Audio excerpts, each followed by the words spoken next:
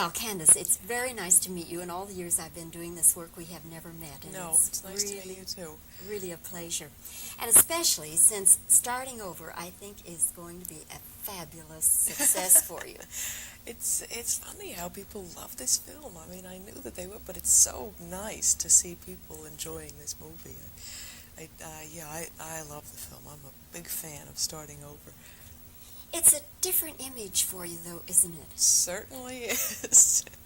Yes, well, it was more of a character part for me, but really fun in that. I mean, I really got to, build a character of someone else and look a little different and certainly behave a little different. It was great fun for me and wonderful working with who I worked with. I had a fine time. I guess the best time I ever had working. Candice, did they come to you and say, we have this role, or did you hear about it and think, boy, I'd love to do that? I was very leery about the role, and Alan and I talked about it, and he talked to me about doing it, and I wasn't sure that I could pull it off, and I don't know that he was either. So we met a few times, and I said, "Oh God, Alan, I don't think I can do it." And she's so unsympathetic, and I hate that kind of woman, and I don't know how to be that, and I don't understand who she is, and nobody will like me, and I went through a lot of pathetic deliberation about it, and then finally just decided that it was time that I worked with a director that I wanted to work with, and I wanted to with Bert, and I loved the script, and I loved Jill's work. It just, the elements were too good across the board for me to bow out because of fear, and it was very scary for me, this part. It was a big leap for me, but once I kind of leapt, I just had a wonderful time. Was it the singing part that scared you most of all? Yeah, it was the singing part, and it was also just playing the part of a woman that really I didn't like very much. I thought that Jill was so sympathetic. The part of Marilyn was just, this woman made in heaven, and I thought, I don't want to be the baddie. And so I'd never been a baddie before. But it was so much more interesting being a baddie than just some sort of boring goodie that I was glad that I took it. What helped you pull off the singing? God, the singing was I really do sing like that is the thing. That was not acting. The only acting in that singing was to really play the reality of the singing and to be able to be brave enough to do it that big, that crazily, and that badly. So I really had to, I worked with, you may not believe this, but I worked with a singing coach on those songs because I'd never sung before. I can't sing. I did sing worse than I sing normally, but I am an awful singer. But to sing that loud, that awfully, takes a lot of nerve.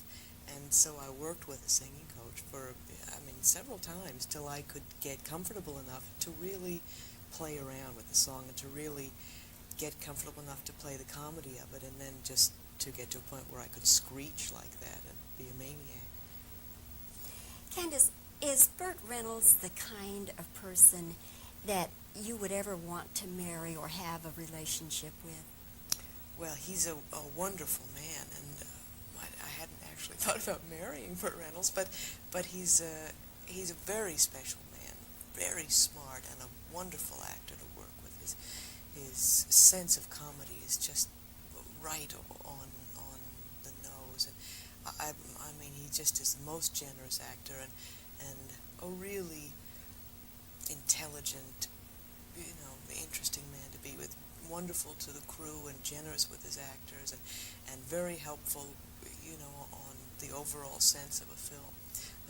Knows about writing, he really is also a very talented director. He's I think, just beginning to burst out and do everything. He's certainly an unusual man. How is he different from the image that most people have of him, from the wisecracking sort of guy he plays so often on the screen? Oh, he's very honest and very direct and very sensitive to people, and just stunningly honest about himself, about his fears, his vulnerabilities, and very funny about it, and very perceptive with people. I mean, he just doesn't miss anything. He's just like a hawk, so to speak. A series he once did, and very gentle, very, very, very kind. Very a good listener, and he's a very good friend. You like him? Oh, yeah, he's just swell. Candice, you recently gave an interview to Vogue magazine, and in that interview, you said that things that scare you are the things that you feel, I'm paraphrasing you, but things that scare you, you feel a compulsion to do.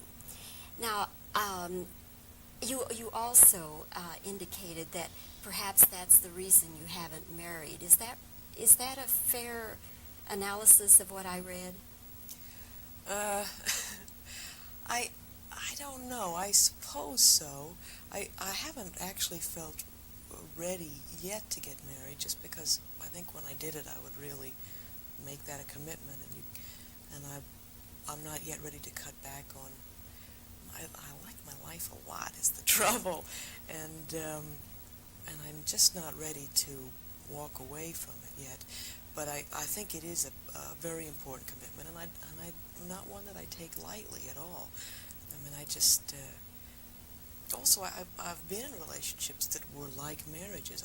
They weren't formalized, and I think it's important. I just it's something that I believe in, and that I don't think should be done casually. You, in that same story, you said that you have a certain anxiety about having children, and it never was stop giving these interviews. it never was explained what the anxiety was. Was it for yourself? Was it an anxiety about maybe the child wouldn't be healthy, or the world we live in and bringing children into it? What was the anxiety?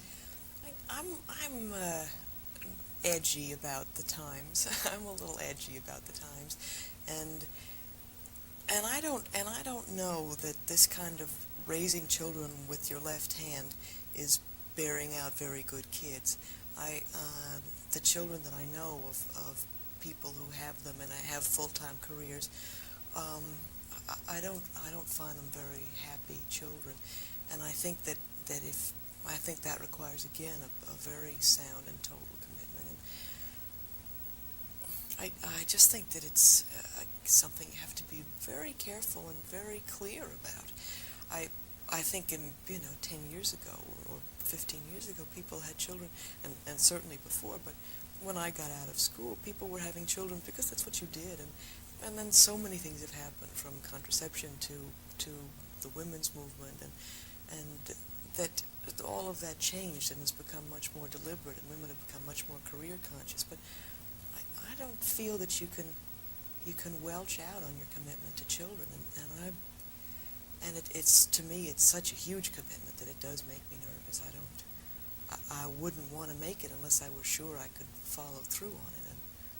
But I don't hold with having a full. I don't think you can have it all that way, and I think that the kids get shortchanged in a sense. I believe in women and men working, and I believe in sharing household duties and the raising of children. But I think that there are too many people who try to have it all and who think, oh well, I want my career, but I don't want to miss the experience of having a child. I don't know that you can get too greedy. Just one last quick question.